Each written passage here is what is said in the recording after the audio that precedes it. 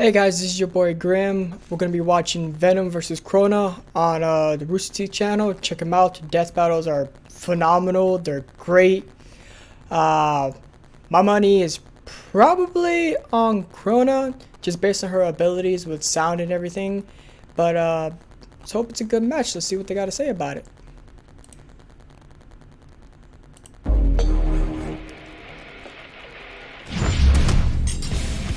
It's always nice to have a best friend attached to your hip, like me and my shotgun leg. But these two take their friends even further than that. Venom, the lethal symbiote and Spider-Man's best frenemy. And Crona, the deadly demon sword from Soul Eater. He's Wiz and I'm Boomstick. And it's our job to analyze their weapons, armor, and skills to find out who would win a death battle. At the beginning of time, in the faraway reaches of space, the Clintar rose from a living darkness. One of these amorphous symbiotes was Venom. Who was a freaking loser? Hey, don't look at me, all the goop aliens were saying it. So they kicked the poor slime ball straight off the planet. In its exile, the symbiote underwent a number of misadventures which firmly shaped its personality. It bonded to a heroic Kree soldier rescuing refugees, a violent monster who committed genocide, and apparently Deadpool. Damn, Ouch. No wonder Venom's so messed up in the head. Eventually, the symbiote was discovered by Peter Parker, your friendly neighborhood Spider-Man. It gave him a pretty slick... But Clintar, huh? I didn't know he's from Clintar. Never even heard of that planet. Anyways, what am I talking about? It's only host covers has 8 symbiote. Yeah, Carnage is one of them. It's on extreme heat. black suit and awesome new powers. But after finding out it was a confused, raging, psychopathic alien, Pete decided to exercise it with the power of Christian Rock. A wise decision, although ill-timed, as this event would cause the symbiote to finally meet its greatest partner, Edward Brock. Eddie was a journalist with the unluckiest backstory ever. While trying to uncover the identity of a serial killer, he blamed the wrong guy. The same day he published his article, Spidey caught the real killer, who lived right next door to the dude Eddie blamed. Long story short, Eddie was fired from his job, divorced by his wife, and disowned by his father. Who already blamed Eddie for his wife dying in childbirth. On top Ouch. of all of that, Eddie learned he developed adrenal cancer, with only a few months left to live. Man, and I thought 2020 was rough. I almost don't blame him for becoming a supervillain. With all hope lost, he begged God to take it all away, and got an answer.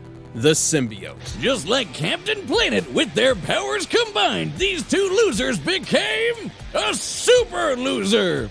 Well, no, they actually became a horrifying monster with all of Spider-Man's powers and then some. Their mutual hatred of Spider-Man caused the symbiote to bond to Eddie like no host ever before. They were perfect, a terror in the night, an unstoppable demon. They were Venom. It even cured Eddie's cancer. Sort of, it's complicated. Apart from Spider-Man's webbing and web-crawling powers, Venom can use shape-shifting to mold his body into cool doodads. Swords, shields, tendrils, worm monster things, even Worm wings. monster things. Yeah, imagine seeing this guy flying outside your window Yeah, at no. night. Well, good No. luck sleeping ever again. Venom can camouflage his entire body, heal severe wounds like impalement and lost limbs, see all around him at once, and psychically project emotions onto others. Normally, this just Didn't know makes he could people do that. feel sorry for themselves, like Wiz on Tinder. But one time he convinced a bunch of other symbiotes that life was meaningless and they killed themselves. Shit, that's dark. If desperate, the symbiote can even invade the bodies of others and make them burst from inside out. Gross Oh. and awesome. But if he doesn't want to pop Yeah, no. them like a fun balloon, he can just take over their body like a creepy puppet master. While attached to a victim, Venom can control them by fusing the symbiote to their nervous system, specifically the brainstem and frontal lobes. Fighting off this mind control is extremely difficult unless you have powers that can directly counter it, such as another symbiote. Oh god, aliens, tentacles, and mind control? Are we sure this episode is rated E for everyone, or do we need to start blurring stuff? Don't worry, aside from being a horrible mass murderer, Venom's stories are completely wholesome. Right. Venom proved a dangerous thorn in Spider-Man's side and frequently ruined his life, even taking a page out of my favorite book, The Most Dangerous Game, and hunting him on a private island. Yeah, he was the coolest rival ever, but over the years, things kinda calmed down a bit. They even teamed up every so often. See, Gone through 200. Damn. Stop train. Well, Spider-Man stop a train too, but yeah, give or take on that. Caught a road of fired bullets, cave roams of madness, survived dirt nap, acid, enzymes. Oh, whoa, whoa. Took us on away the shattered windows within 10 miles. Battle, Clintar, Poison the Dark, Symbiote Invasion, defeated Spider-Man, Carnage, Juggernaut, and Grindel. Spider-Man, yeah. Carnage, okay, you're going up there. Juggernaut. Boy. Juggernaut ain't to play with. even with so much anger, Eddie had a legitimate desire to protect others. As a teenager stealing his dad's car, he accidentally ran over and killed a child. Despite his desire to confess, his father forced him to plead innocent and rigged the jury.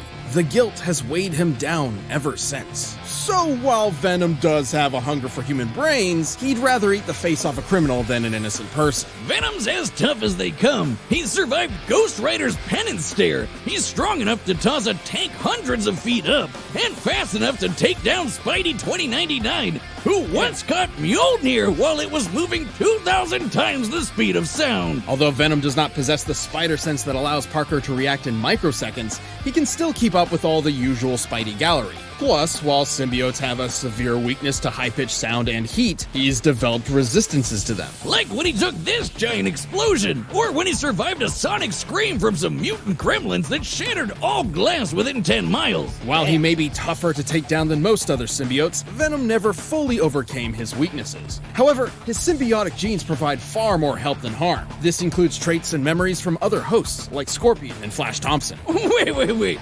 Bullets are a genetic trait? How do I pass that down? Venom would certainly need a lot of firepower to survive an encounter with the symbiote god. Oh, geez, here we go. At first, the Clintar symbiotes were seen as a peaceful people, but turns out they were actually living weapons forged by the primordial deity Null in an attempt to conquer the universe. And I bet next up, Marvel decides they're magic maple syrup people from Asgardian IHOP. But okay, cosmic sludge made by alien Satan. Let's go with that. Despite it all, Eddie and the symbiote have proven they're far more than the dark legacy the Clintar were intended for. They've even gained the respect of the Avengers and eventually considered Spider-Man a friend. Sort of. It's complicated. Eddie really is the best pal Venom could have. You know what that reminds me of? Almost like the partnership after Bruce Wayne was Batman, by the way, if you didn't know that. With Red Hood and Nightwing. Like they all three kind of came together, kind of had like an off unit or whatever you want to call it, and I think it's kind of similar to that. You should read up on your comics. Comics are good for you. Don't listen to your parents. Have found. And let's be real, he just looks freaking badass. See us everywhere, even in your nightmares. Well, I'll be damned. In ancient times, a demonic being known as the Kishin ravaged humanity, nearly driving all mankind into the depths of madness. This monster could only be defeated and sealed away by the god of death. So, why is the literal god of death so goofy looking? Have you ever seen Death Note? Hell, even Thanos' girlfriend is scarier than this clown. If you are unfamiliar with the world of Soul Eater, prepare yourself. It's different. And Well, dark. not wanting a return of the apocalypse, Death and his oven mitts founded a school, Death Academy. Here, warriors called Meisters would train to fight evil using the power of their souls. They even got neat demon weapons that doubled as people. Together, they learned courage, chivalry, unbreakable friendship. You know, all that anime crap. Crona Gorgon was not one of these students. Buckle up, it's all Gloomsville from here. Deal with it. I don't think I know how to deal with this situation. Throughout their childhood, Crona was abused by their mother, Medusa, a witch obsessed with the legendary Kishin. You can see where this is going. Anime Uma Thurman was such a fangirl she figured, hey, why don't I make my own Kishin? So she used her child as a guinea pig in a bunch of crazy experiments. You know, it kind of sounds like something you do, Wiz. Don't be silly, I only use actual guinea pigs. Part of Medusa's great Kuna Gorgon. That's what. Okay. They them. So neither are. Okay. 315 experiences burst. If you use a mutated demon weapon, reduces stress, loneliness. Alright, sums it up. Experiment included bonding Crona to a weapon, much like the Meisters of Death Academy. However, joining with Ragnarok was a bit more literal. Ragnarok used to be your run-of-the-mill transforming weapon person until Medusa melted him alive in black blood. Black blood being another experiment of hers. Crona's own blood is Full name Ragnarok's. Give me weapon, okay. Give me sword. Black blood, black dragon, black sword, flight, scream resonance, shapeshifting, size alteration, wavelength control. That scream resonance is definitely going to come to a factor against Venom. It really is. in fact, this same black blood, which they can remotely control. It can be used to heal wounds and even harden as a sort of internal armor. Cooking rags in black blood turned him into a brand new weapon that was literally poured into Crona's bloodstream. From that point on, Crona and Ragnarok were two halves of the same person. The meek and tortured child firmly attached to their loud and brazen weapon. And Raggy has that black blood control too. They can yank poor Crona around like a puppet. They can use black blood to create wings, thorny vines, all kinds of weapons, and big-ass needles. Ugh, I hate needles. What's up with that mouth when he transforms into a sword? That thing's messed up. Like the Meisters, Crona can wield their own soul in combat. Amplified by Ragnarok has a technique called Scream Resonance. Think of it like hooking an electric guitar up to an amp, though more akin to a screeching banshee on LSD. I didn't know you play. I don't. It's incredibly powerful, causing internal damage to foes and making Ragnarok vibrate to increase his cutting power. Hey, are you okay? What? With this weapon at their side, Crona set out on a quest to become a Kishi.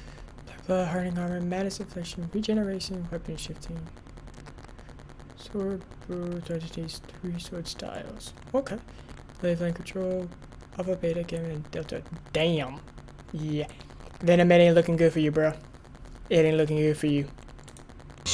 Which required quite a lot of homicide. Yeah, Ragnarok can absorb the souls of dead people, and supposedly enough souls will turn Crona into the Kishin. So they went around slaughtering hundreds of people. Despite their name, Death Academy wasn't exactly a fan, particularly their star student, Maka Alburn. Don't worry, she and Crona ended up becoming good friends. Until they weren't. Sort of. It's complicated. As a pawn in Medusa's mission, Crona gained several levels of new potential. Notably, after gaining or absorbing the powers of the monstrous Black Clown, the demon tool Brew, and even Ashura, the original Kishin. All of which increased Crona's abilities, especially the black blood. Now Crona could turn their entire body into goop, and the slightest touch could inflict madness. That's madness with a capital M, by the way. This madness is a corruptive effect that causes targeted variants of delusion or obsession, often spread as a wavelength. The wavelength of Crona's mad blood specifically causes violent psychosis. Crona may be a pawn, but they're a badass. They can cut through a whole ghost ship, cover the moon with sound waves, open the moon's mouth? What the hell is wrong with that move? I didn't see that Crona part. and Ragnarok have held their own against multiple Death Academy students, including Maka, Death the Kid, and Black Star. Sometimes all at once. Kid once flew from Nevada to Egypt in less than a minute, and Black Star is even faster. He's dodged lasers and been tracked moving over 20 kilometers in 6 microseconds while approaching Baba Yaga Castle. And Crona's been able to make enough mad blood to crush a whole Okay, so it's an goddamn estimate. Ukrainian city. While this city isn't named, we can use a similar metropolitan area in Ukraine. Kiev, for instance. With this in mind, Crona must have created over 9 trillion tons of black blood, enough to fill over 6 billion Olympic swimming pools. But Crona's a big leap from invincible. They've had their shit kicked in plenty of times, and their hardened black blood can only block so much. Even then, Medusa's plan ultimately succeeded. After years of scheming, Crona absorbed the power of Ashura and became a Kishin. Well, more like Kishin absorbed Crona, but close enough. But with the power of friendship, Crona ironically wound up defeating the Kishin once and for all. Despite their life being nothing but destruction, Crona was the one who ultimately saved the world. With an added side effect of a new madness wavelength that made everyone obsessed with boobs. Truly a Wow. positive effect on people everywhere. Just give up. I'm tired of trying to figure out how to deal with you. Alright, the combatants are set, and we've run the data through all possibilities. But first, instead of chewing on brains and souls, how about chewing on blue? This episode is sponsored by Blue Chew. If you want to increase your performance confidence in bed, try BlueChew.com. Blue Chew brings you the...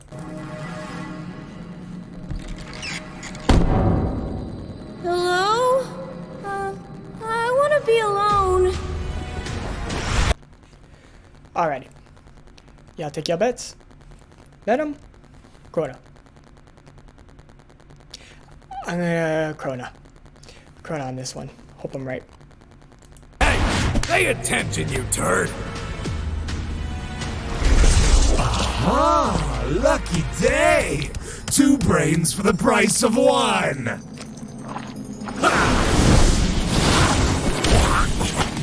don't think I can handle this right now.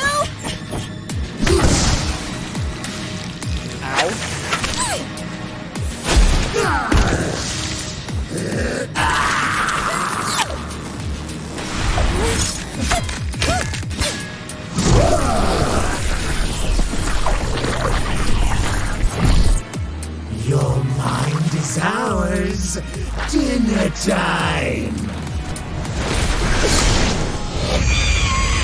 There it goes.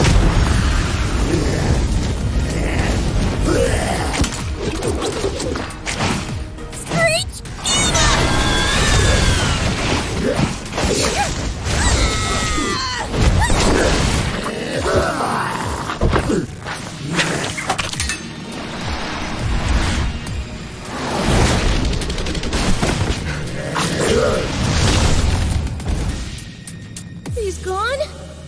What is he? We are the ones hiding under your bed. Teeth ground sharp and eyes glowing red. Uh-oh.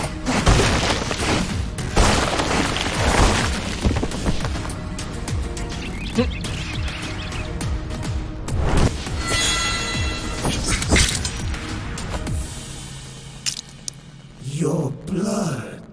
I know. It's black.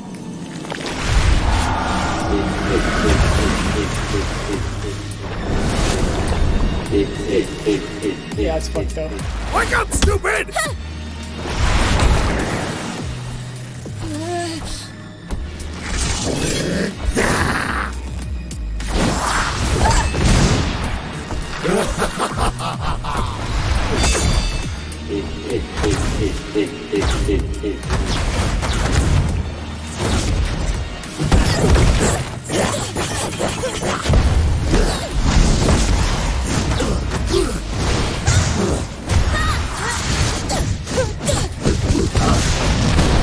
Damn.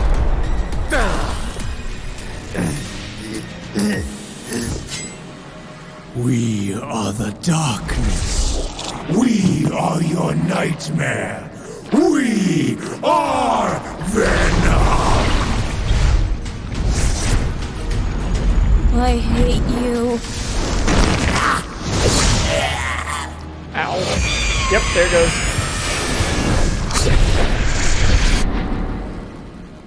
Saw that coming.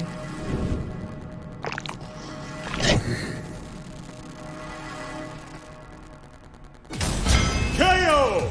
Man, these symbiotes really need to stop picking Told you it's gonna be fights with Crona. pink-haired anime characters. They're f***ing crazy. Venom was certainly a tricky opponent. His shape-shifting camouflage and multitude of weapons kept Crona on guard. Unfortunately, Venom lacked the power needed to keep up a prolonged fight. Yeah, True. Crona matching Black Star's speed makes for a pretty clear difference. Crona could reach Mach 9000, while Venom only topped out around Mach 2000. And while Venom has shown incredible physical strength that puts Spider-Man to shame, he could never compete with 9 trillion tons of Mad Blood. Which, by the way, that precise control of the black blood totally meant Crona could push out any of Venom's attempt at being a puppeteer. And Crona has shown even greater feats of strength as well. Assuming all of the moon's teeth are similar in size and stone, opening this jaw is equivalent to lifting over 10,000 tons. Of course, the final nail in Eddie's coffin was the fact that half of Crona's arsenal was sound-based, basically Venom's kryptonite. Somewhat. Recall that Venom did gain a notable resistance to sound attacks, so we needed to determine if Crona's sonic waves were great enough to effectively harm him. You know those gremlins who shattered every window in 10 miles with a screech attack? The symbiote barely survived it, so that's a good high end to look at. It takes at least 100 decibels to shatter glass normally. To cover that much distance, the combined sonic blast must have equaled about 244 decibels. In contrast, in order to engulf the moon, Crona's sonic waves must have reached over 275 decibels. And yes, that's considering the weird size and shape of the moon. Ugh, just look at that freaky thing. Sure, 275 doesn't seem that much more than 244, but decibels increase on a logarithmic rate. This means Crona's sound attack was actually over 1,000 times stronger. Vanny for sure wasn't surviving that. Eddie and the symbiote held their own with versatility, but Crona and Ragnarok had them beat in destructive power, blistering speed, and an arsenal that could take advantage of Venom's key weakness. Looks like Venom just got Ragnaroked. The winner is Crona. Wow. Like I told you guys, Crona was gonna win it. Hands down. Gotta watch Soul Eater. Great anime. And watch the movie Venom. It's a pretty good movie. But yeah, hope you guys enjoyed the reaction, and hope you guys have a good one. Stay blessed, and see you next time. Be sure to comment, subscribe, stay beautiful.